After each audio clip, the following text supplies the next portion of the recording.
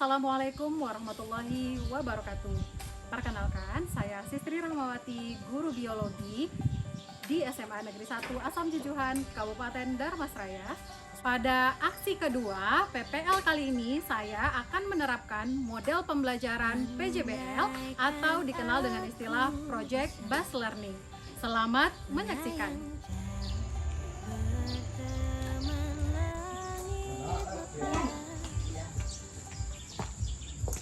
Baik Anda semuanya, sebelum kita masuk kelas, silakan dipersiapkan terlebih dahulu ke kelas.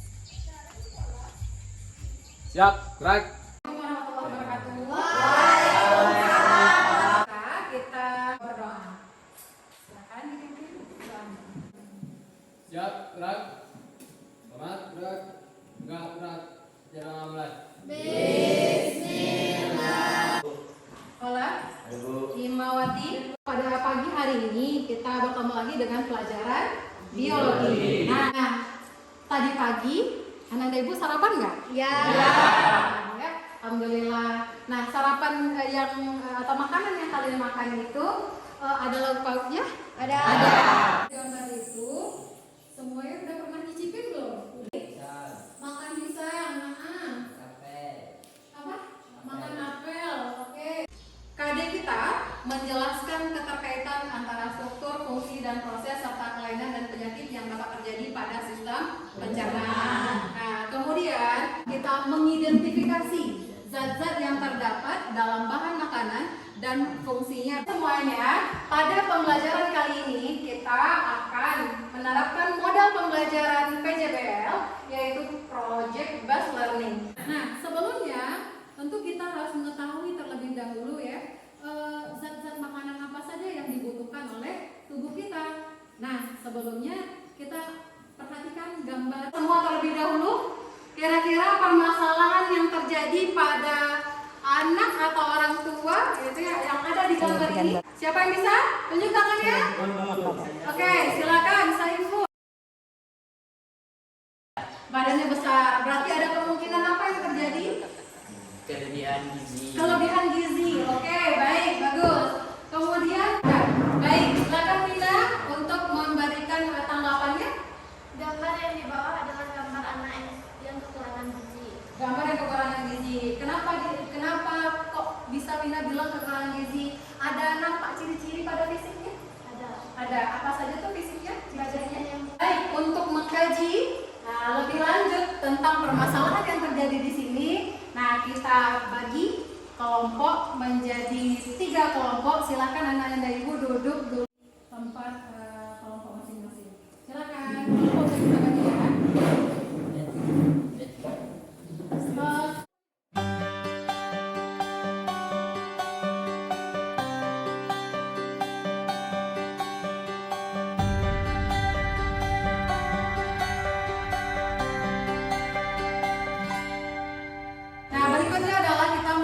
Perencanaan proyek.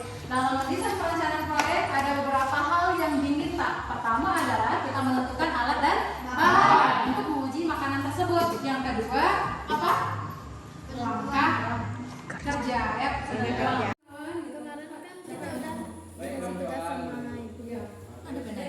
Alat-alatnya seperti alat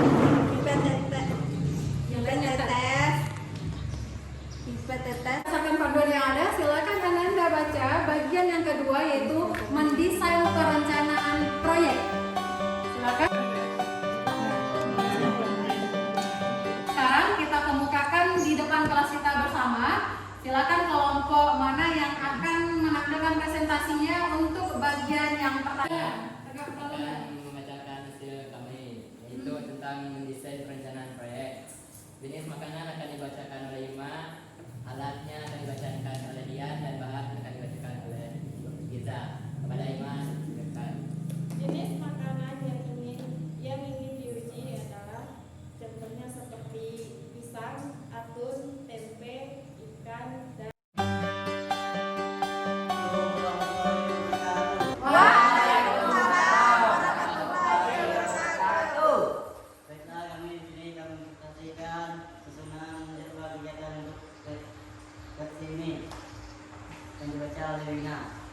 Perencanaan proyek pada Sabtu tanggal 10 bulan 11 Apakah ada yang mau ditanyakan?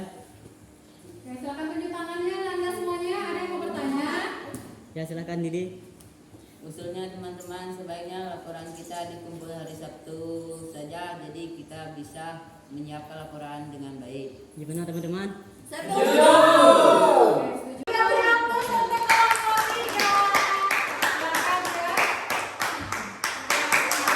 Pada LKPD mulai dari kita merumuskan permasalahan. Nah, sudah kita atur tadi di jadwal perencanaan proyek kapan? Sabtu. Kemudian pelaksanaan proyek kapan, Linda? Untuk pelaksanaan 12 September. Senin 12 September. Kemudian publikasi hasil kapan? Dalam kelompok masing-masing sekarang berisi poin-poin mana saja yang harus kita akan capai gitu ya. Nah, mungkin kita melaksanakan uji coba karbohidrat, berarti kita buatlah apa saja makanan yang akan kita uji, kemudian bagaimana hasilnya. Penyelesaian proyek dan monitoring. Di situ bisa Anda lihat poin-poin yang diharapkan bisa kita untuk memahaminya. Silakan Anda buka. Oke, sudah ketemu bagiannya? Penyelesaian proyek dan monitoring. Baik. Nah, alat dan bahan di pertemuan minggu dahulu sudah kita rencanakan, ya. Kemudian berikutnya langkah-langkah kerja sudah kita cari berdasarkan studi literatur. Nah, sudahkah dibawa semuanya? Sudahkah? Ya, sudah kompleks semuanya? Sudah. Nah, sekarang silakan kita mulai mengerjakan praktikum kita pada kesempatan kali ini.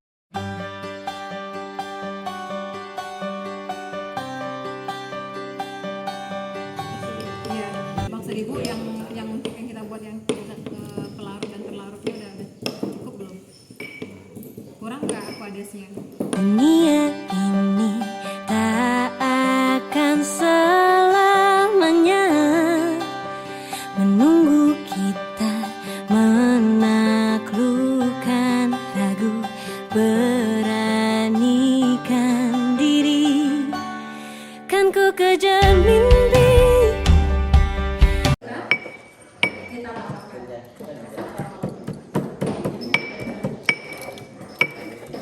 Beranikan diri, kan ku kejar mimpi, kan ku terbang tinggi. Berapa tetes untuk memasukkan reagen itu sih? Ya, keras.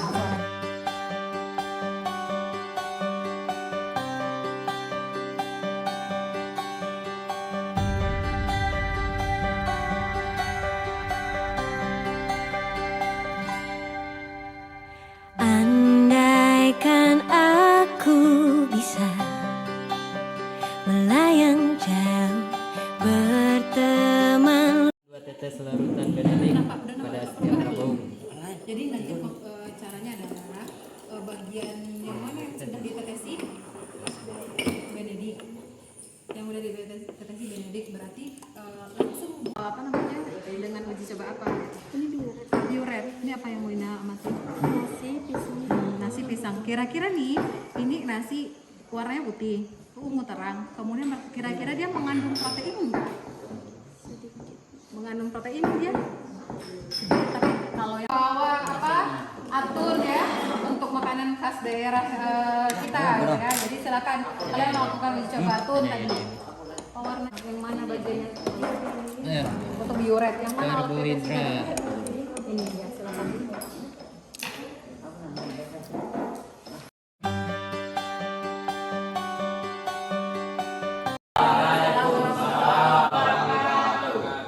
Baiklah, kami dari kelompok 1 akan mempresentasikan hasil dari praktikum tadi. 1. Berdasarkan hasil pengamatan bahan makanan apa saja yang mengandung karbohidrat. Di sini kami menemukan bahan makanan yang mengandung karbohidrat amilum adalah nasi. Karena sebelum diuji menggunakan iodin berwarna putih, setelah diuji dengan iodin berubah warna menjadi biru kehitaman. 2. Berdasarkan hasil pengamatan bahan makanan apa saja yang mengandung protein, di sini kami menemukan putih telur. Dikarenakan sebelum diteteskan dengan benedik berwarna putih, setelah diteteskan benedik dengan positif berwarna ungu. 3. Berdasarkan hasil pengamatan bahan makanan yang mengandung lemak adalah minyak dan kacang. Dikarenakan diuji karena setelah diuji minyak dan kacang menembus ke belakang kertas. Berbeda mungkin di protein mungkin. Kenapa Pure. berbeda? Silakan disajikan apa perbedaannya Perbedaannya terhadap warna terhadap warna yang dihasilkan. Oke. warna yang dihasilkan. Oke. Nasi warna kelompok kami warna Terus? terus pisang agak hitam kekuningan Iya, dan putih telur agak coklat muda. coklat muda. Saya sekolah dari kelompok 3 akan membacakan hasil uji coba kami Iya. terhadap cairan iodium Reagen bacanya ya, Nak, ya. terhadap reagen. Yang pertama adalah uji karbohidrat menggunakan iodium. Mm-mm. Bahan makanan adalah pisang. Sebelum ditesi iodium berwarna putih kuning.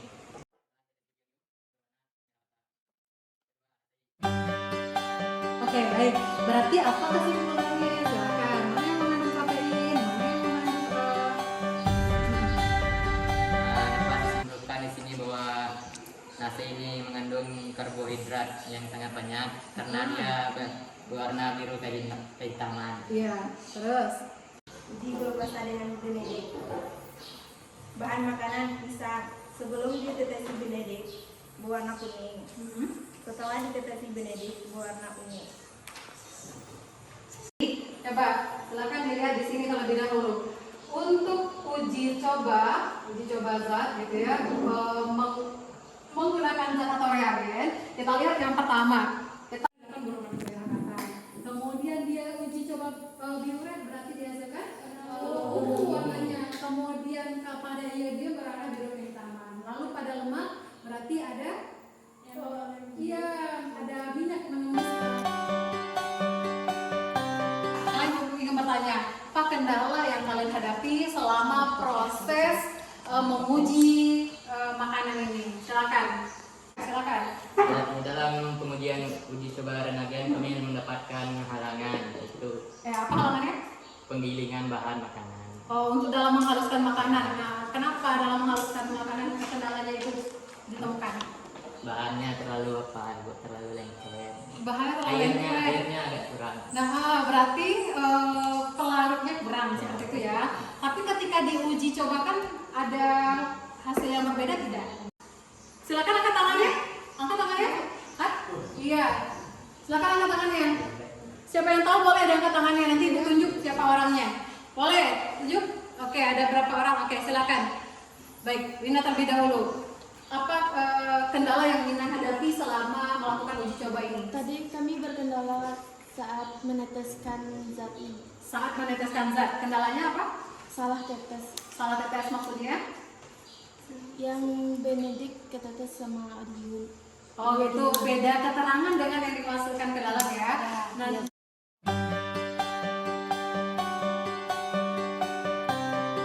berikutnya adalah kita simpulkan terlebih dahulu.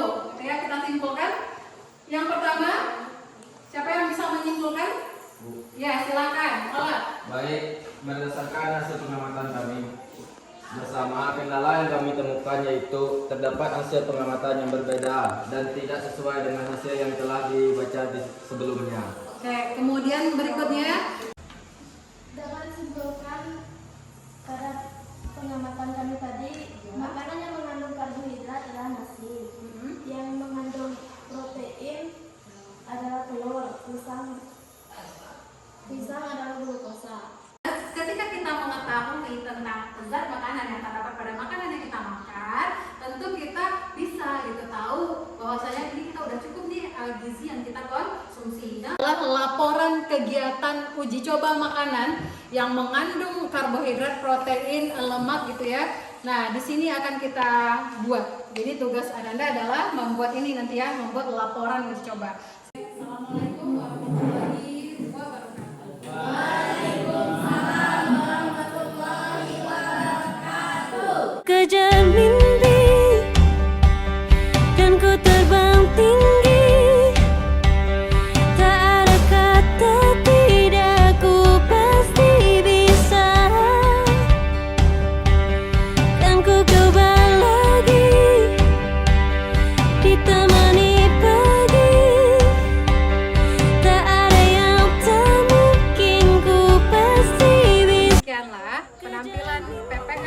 kedua yang telah saya lakukan. Semoga dengan penampilan tadi dapat memberikan manfaat kepada kita bersama. Saya berharap rekan-rekan semua bisa memberikan kritik dan saran yang membangun untuk perbaikan proses belajar mengajar ke depan. Terima kasih. Assalamualaikum warahmatullahi wabarakatuh.